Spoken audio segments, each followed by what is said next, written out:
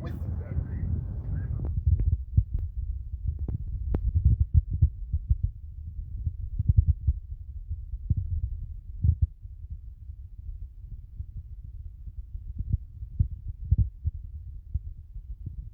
So we are here today in Rabat, the capital city of the Kingdom of Morocco, where the former president of the Republic of Nigeria, His Excellency Arsène Wenger, is paying an official visit as a guest of FIFA. There will be several activities here today that the former Ballon d'Or winner will be participating in. The unveiling of an inscription in his honor here at the new FIFA African headquarters. This is the African building.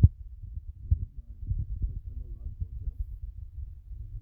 Like Gen Z, I will be able to rest. Former President Weah now will be received by FIFA protocol very shortly as we take up this new edifice. Excellency, how are you?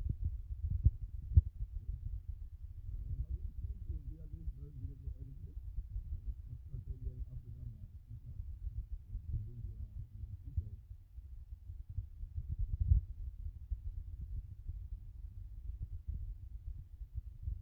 Feeling very well. And are you excited this will be your first meeting since you were appointed by President Infantino to head the panel on racism and discrimination?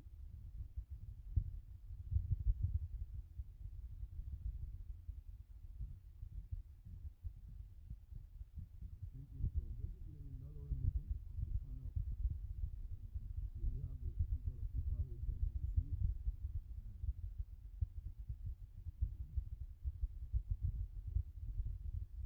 This is the high time we wait for FIFA officials to come in. They will join us. Then after here we'll go where former President Weah and Ballon d'Or winner also the captain of the FIFA player panel on racism will be entering his first visit as the FIFA main headquarters here in Rabat. Bravo.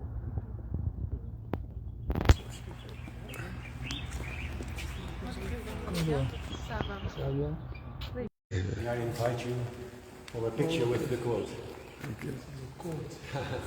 So we are here at the entrance, and the first thing you see is the inscription of a quotation by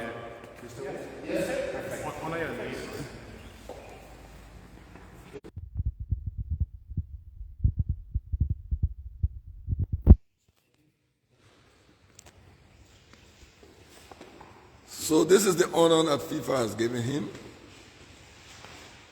at this new edifice, and he's doing the inspection. As you can see, a very beautiful building, I must say.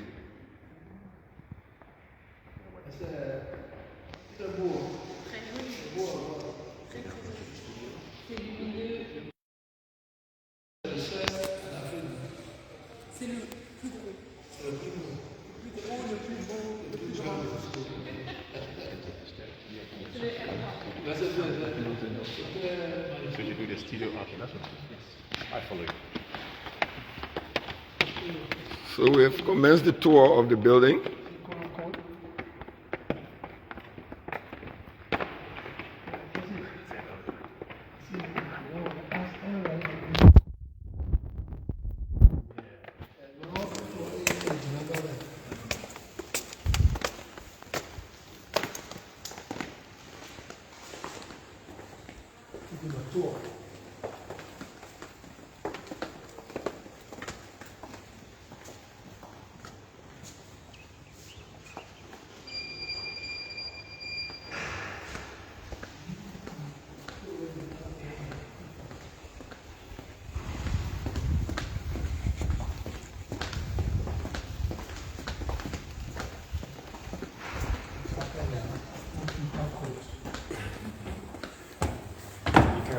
carefully.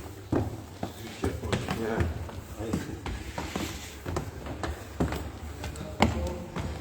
The studio is there.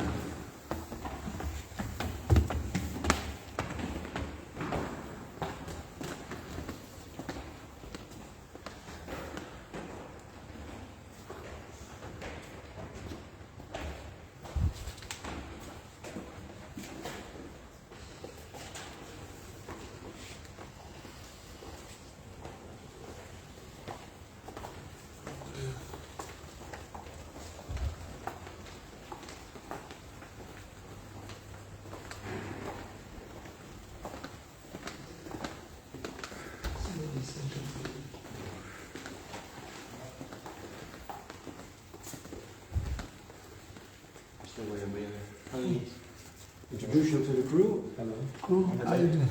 May I invite you to take a seat?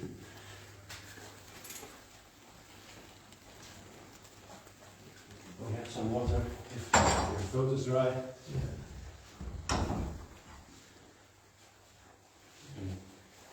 If you are comfortable with the setting, if you are okay with this, it's good, it's good. Thank you. Then I will sit down and ask you the questions. I will kindly ask everybody for silence, of course.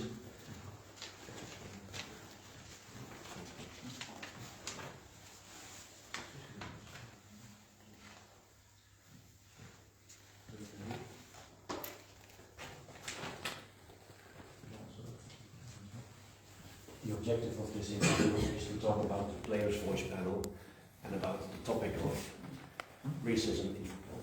So I have a few questions. We will use this for FIFA platforms, for FIFA video news release, for FIFA website, and the topic is only the players' voice panel, and of course you being the honorary captain of that. So, yes, okay. So your time is highly appreciated in advance, and if you can give me a, let's go, I will start. Okay. Honorary Captain George Weah, many thanks for your time. What made you want to become involved with the FIFA Players' Voice Panel? Well, first of all, I want to thank Ipatero for putting me on this team. I think it's important for the role that I play in society as a former footballer and then former leader of the Republic of Liberia. My voice is critical because I played the game. I experienced racism during one time, so that I thought I'm one of the players who will be in the position to say no to racism. You said when the panel was announced, football brings unity and development. It also enhances humanity. I will give all my efforts to promote the sport because football is life. Can you kindly elaborate a little bit on that quote that you gave? What football, we all know it's a universal game. It's the only thing that brings so many people together. We will always experience when there's a game because our football unites people. It brings the entire world together, and that will make it beautiful. You know, I'm glad I played this game. You know, and I experienced every way, in every form, the behavior of different nationalities. Some come with love, some will hate, some are racist, some are not. But at the end of the day, what is important is to take away the negative part of sports, which is bullying players, fans against fans. Because the essence of the game is to unite, is to enjoy, and is to have fun, is to play, is to love the game. So many people around the world leave from one point to another point to watch a group of people exemplify what football really means. It's peace, it's love, it's fun. I experienced that. I experienced the love, the peace. And also, what we're trying to do is to kick racism out of sports. It's not good for sports. So this is the effort we're making to make sure that we all universally fight. In football, you always meet twice. At FIFA, Arsène Wenger plays an important role. Arsène Wenger is also very important for you. You said he was a father figure. He regarded you as a son. And this was a time when racism was at its peak, you said once. Can you kindly touch upon the bond that you have with Mr. Wenger? And can you kindly give us some context about those days and racism in those days? You know, every time you talk about Arsène, anyone, you know, I'm flattered because I saw not just a coach, I saw a father figure, someone at a time who did not see black, white, green, gold, that's the colors. He saw every human being at a time in that team in Monaco as players of Monaco. And I was lucky, you know, glory be to God, that he loved me and he took me as his son. And I explained something to you that you will find reasons why I adore Coach Arsène Wenger for who he is. I left Liberia, it's a little young man, went to Cameroon, and I was contracted to go to Monaco. I arrived in Monaco, didn't know the place, it's the first time in Europe. I could say I was lost, because even the game I went to practice, which is soccer, that I believe that it was one of the best games. I got to Monaco, and the rules of the game that three foreigners could not play. I was the 10th foreigner. But what motivated me to fight hard to be in that team was Coach Arsène Wenger. He dedicated his entire life to me because he wanted to make something of me. And he was successful in doing that. At that time, there were not so many people that won't distinguish or discriminate. But he was in that person. He made sure I went to school in Monaco to learn French. He said to me, you need to learn French because you have to communicate. He took care of me as his son. And when that time came for me to make my first appearance in the team, another player was injured, and everybody waiting to buy new players. He said, no, George is here. He's been with us for a long time. This is his opportunity. We cannot. So he refused all the great players we were going for, and he built confidence in me. And he taught me, he spoke to me, that this is your time, this is your chance, this is your moment. And that's why every time I speak, I say, this is your time, this is your moment. And I said to him, Coach, I will never let you down. And everything I did in Monaco, yes, I did it for the Royal Kingdom, but also I could break my leg, my hands, my face, my entire body for Coach Arsène Wenger to obtain a victory. And that's what I did. Because he's not just only a coach, he was a good man. He was my father. Imagine this man at 12 midnight, 1 a.m., he's calling my home to make sure that I am home. My parents did not do that. I grew up in a ghetto where I lived with my grandparents. They don't control me. But Coach Arsène did. He controlled me And that's why today I'm the person who I am. It taught me discipline, it taught me kindness, it taught me love, it taught me how to express myself to people, it taught me how to be friendly. And that's why I am who I am today. And I want to say thank you to Arsène. I have not paid him much. If I have gold and diamond, even more to give to Coach Arsène Wenger, I will do that. But what I know, I'm grateful to God that Coach Arsène, through the call of the Lord, came into my life. They did not disappoint me, and I never disappointed them. But thank God that I made it.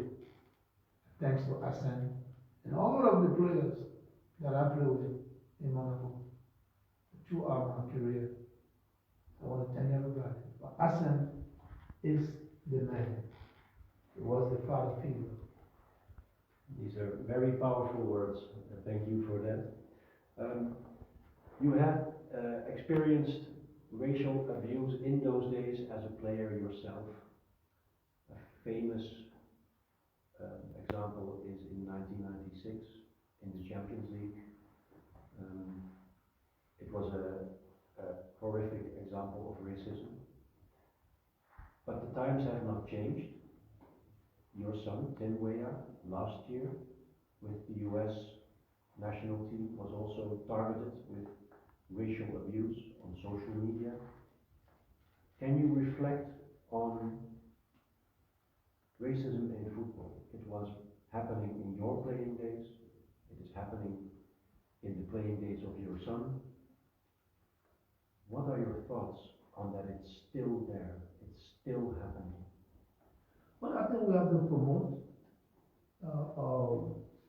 non-racial effects in the game. And we got a lot of people that don't understand what family means. You know, we are all family. We are one people. It comes to the field. We all together. We are one people, and we need to love. We need to embrace. It doesn't matter. Sports. Today you win, tomorrow you lose. You continue to move on. So there's no need for any racial behavior. I experience it, like you say, my son. But this is life. We now have to do our best to make sure that we educate people. We let them know that we can live together. And that's how I put my mind on what I was doing, not what people were doing against me. If I come here today to testify, my testimony will be real. But what I came here to do is for the world to know that there is no need for racism. We must enjoy the beautiful game, walk together on the stadium, sing together, and when we are defeated, we try again. That's what the game is about. Enjoy it, you know. So even on the pitch, I experienced racism with some friends, you know, players that didn't understand. But at the end of the day, I remain focused to make sure that we educate people. Because sometimes when I'm upset, when someone calls me nigger, when I'm angry, when I go towards that person, and then sometimes I pull back to say, you know what? My own people calling me nigger anyway, so what's the issue? But I think what is important is for us to forget about calling each other names, you know, and embrace each other and make friends. That's what the world is all about. War is no good. Racism is a disease. We cannot continue to condone racism in a public space, most especially on the field, where everybody is supposed to be working together, enjoying together, and have fun. Enjoy the good of the game. How do you see the landscape changing in terms of society's understanding of racial abuse and its impact, especially among young players? What we will continue to explain, but I think what we need to do, and this is what we're doing, come together to use our voices, to communicate our voices to young people that are coming up. Like I said to my son, the most important that you have to do is to make friends and enjoy the game. There will be a lot of people, everybody can love you as a player. There will be opposition. So you focus on what you are doing. Those that love you will continue to love you. But love everyone, just as you are. So it's okay.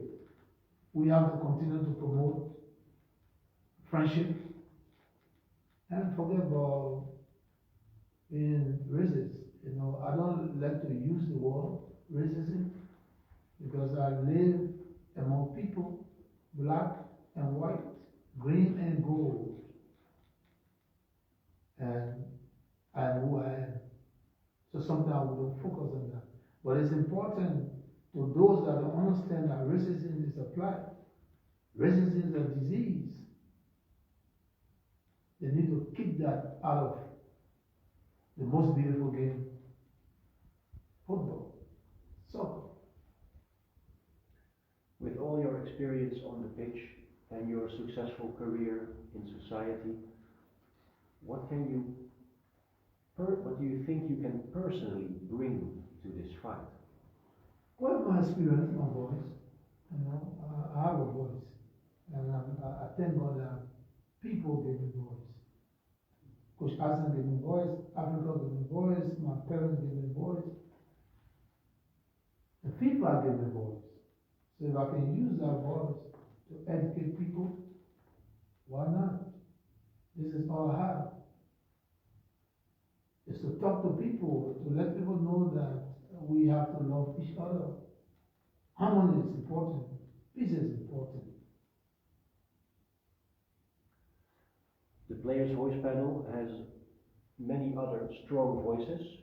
Drogba, Sorin, Silvestre, Lothar Schelling, Fadiga, Cordoba, and so on and so on. What have you seen of them since the Players' Voice panel has started? And what do you think of this equipe that we have? Well, I've been seeing a lot of messages. I think that's the best way to go. And I believe that the more we are, the better it is.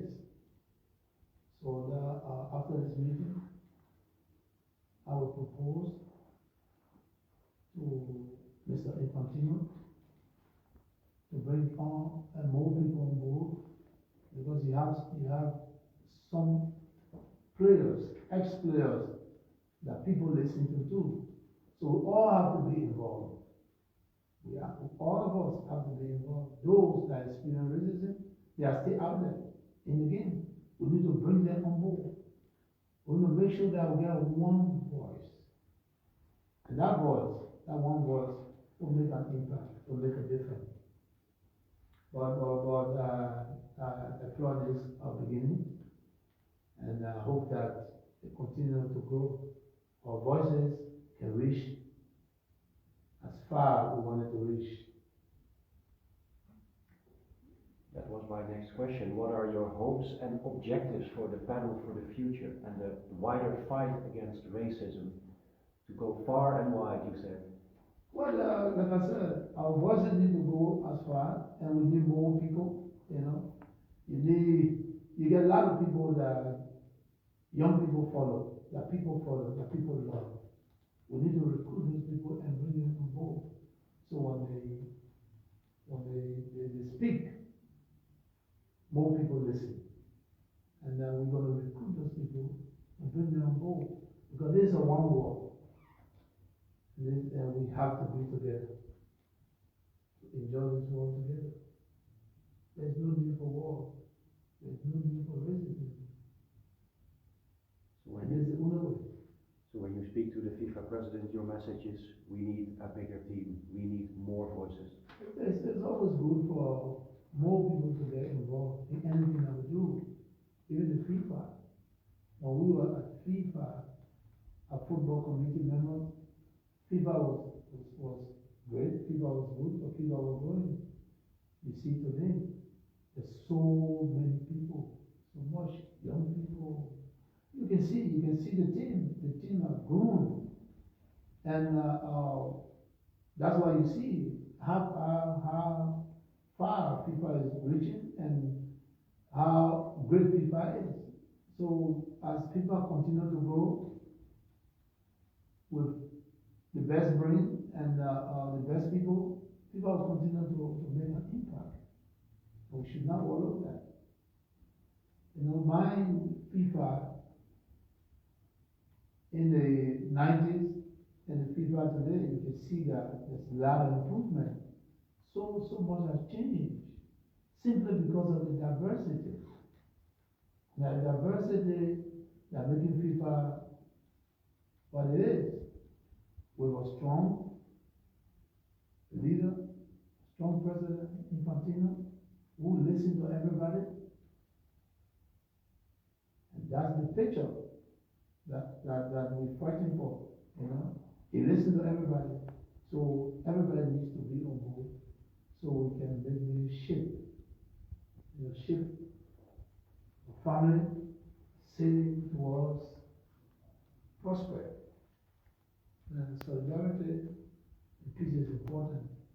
Yeah. Mr. Weah, your time is highly appreciated. I want to thank you for your time. I wish you good luck in the meetings today, and thank you for sitting here with us. Thank you very much. Good to see you. Thank you for the interview. I will kindly bring you to the meeting room where Gelson is and the others. Thank you all. Thank you very much. Thank you. Thank you very much. Thank you. Thank you very much. Oh, is it, Rabat. Assalamu alaikum.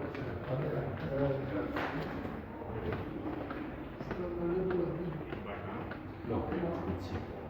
Enséñame Oh, nice. No.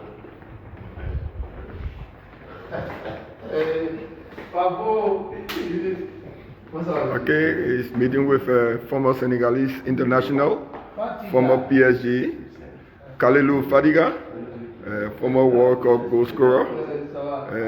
He's now 50 years old. I don't think he can score again. Fadiga, how are you? Say hi to the people of Liberia. I'm with my president. Thank you. That was Kalilou Fadiga, a legend in his own right, former Senegalese international. He also played for several teams, including PSG.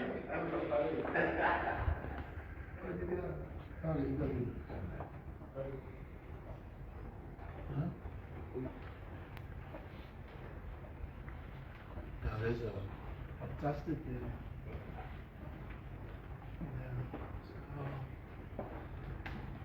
African.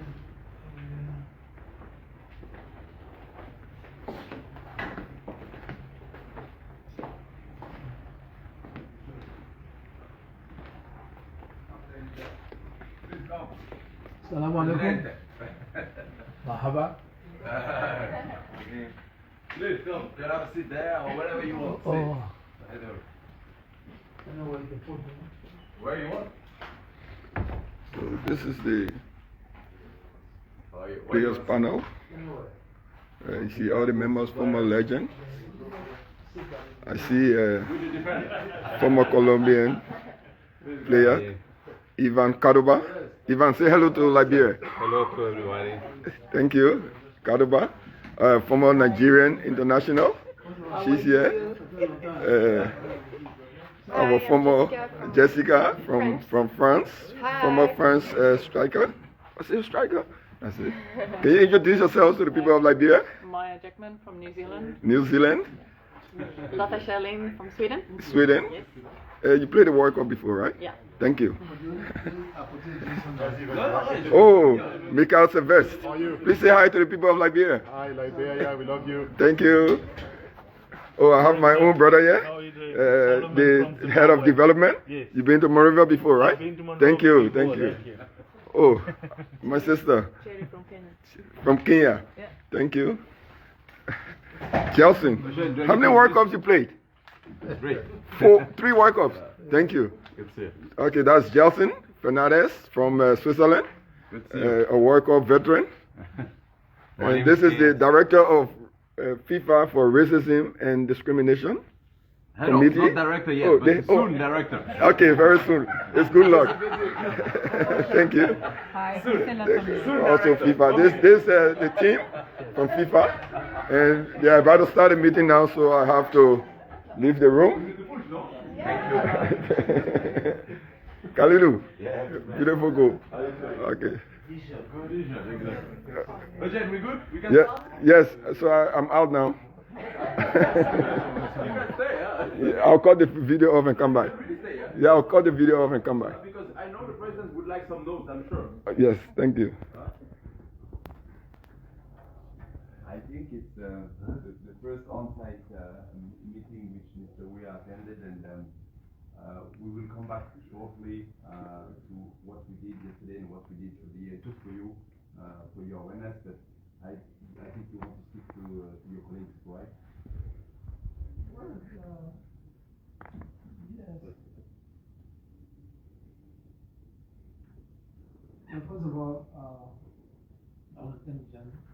Thank you for giving us the opportunity to be on this panel.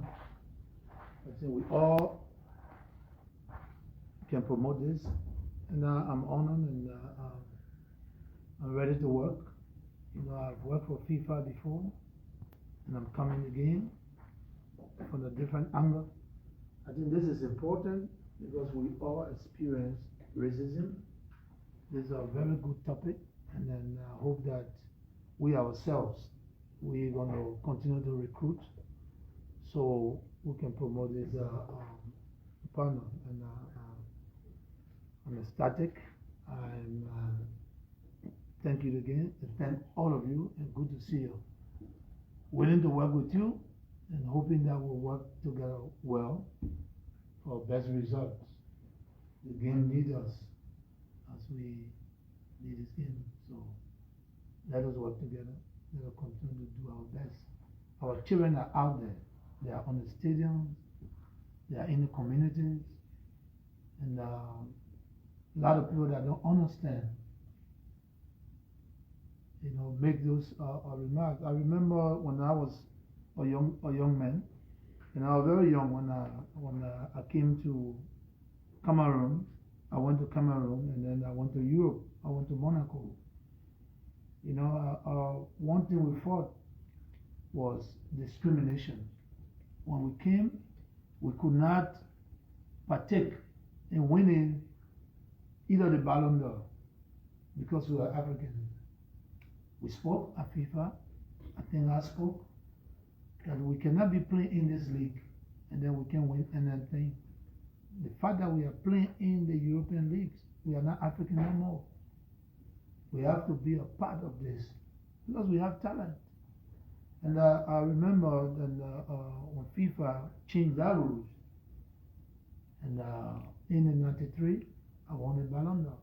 So if FIFA were not going to make amends for African players that were in Europe, we were never going to be part of winning Ballon d'Ors and all that.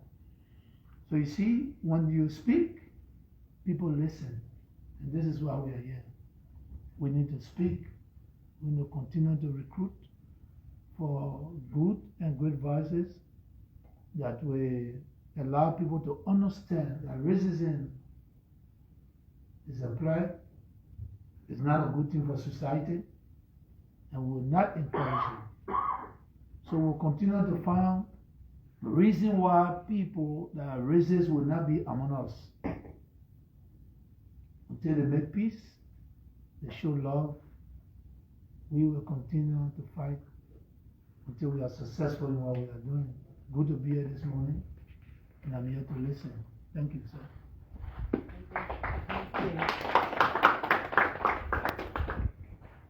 Can maybe presented. Thank you.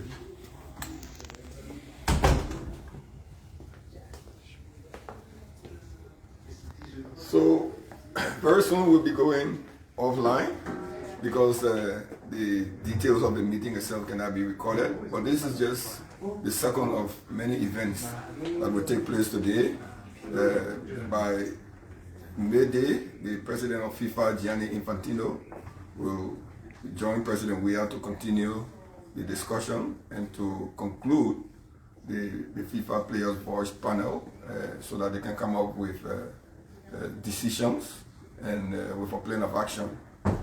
After that, the former president, who is now an official of FIFA, he's the head of the panel on racism and discrimination. After the meeting with President Infantino, then there is also a parallel meeting that will be held between what we call the players' unions. These are people who represent the players who are playing currently. So they are also here in Rabat, and they are currently meeting at another venue. There will be President Infantino and former President Weah, former Ballon d'Or, will be meeting with the players' union representatives to inspire them, to talk to them, to give them a pep talk. And then he and the FIFA president will retire. And then tonight, he will be guest of honor at the final of the Under-17 World Cup for women. The FIFA Women Under-17 World Cup finals will be played tonight here in Rabat. And then tomorrow, former President Weah will continue his engagements here in Morocco. He will be traveling to Marrakesh, where he will have some political meetings as head of the CDC, because he's here in dual capacity. He's also a political leader, so he has a meeting planned with some political figures, and that meeting will be held in Marrakesh. Marrakesh is a city that is a few hours from here, from Rabat, which is the capital city. So tomorrow he'll be going by train from Rabat to Marrakesh, and then after that to Casablanca, and then the former president will continue back to Accra and then Liberia. Thank you for listening, and thank you for following, and forgive me, I'm not Gen Z. This is my first live broadcast ever, so if there were mistakes, forgive us. Thank you.